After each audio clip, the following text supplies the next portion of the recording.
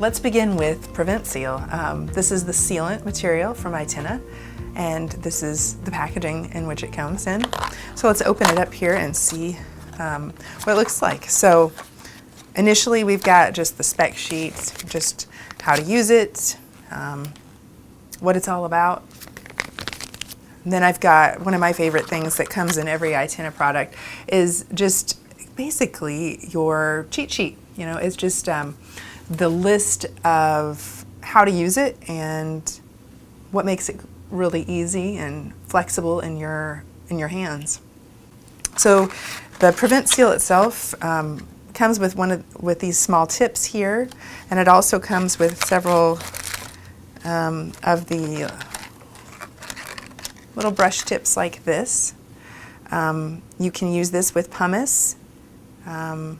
Makes it nice to clean out the grooves of the tooth. Or you can also use a very fine tipped carbide to get down in the grooves and to brush away any debris. That's what I usually tend to use. So using it could not be simpler. It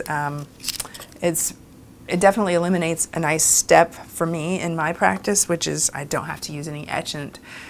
So typically what kids who are getting sealants hate is getting etchant on their tongues. That is wiped off the slate. So I basically have cleaned out the groove of my tooth. I'm ready to go, and it's air dried, so I'll do a little bit more of that. Air dried, so I basically just go ahead and extrude the material right into the grooves. It flows really, really nicely, really coats those grooves, flows right into all the nooks and crannies where I need it the most. And since you're not etching, you do have to let this sit undisturbed for a little bit longer than you may do with your other sealant there. I tease it right where it needs to go, try to make sure I don't pick my instrument up at all so it introduces air bubbles, but just some gentle movement there. And then the last thing I do is I go over it with just a cotton tip applicator.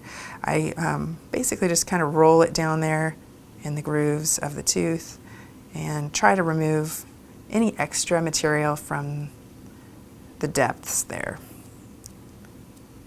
And that's it. And then I cure.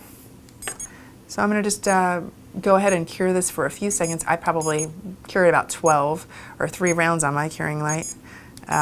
They recommend 20 seconds, but mine's a high-powered one, so that's the discrepancy. And then I always check to make sure it's cured completely. There's nothing soft or movable about it still. And it is. It's nice and cured, really nice and shiny. And that is PreventSeal.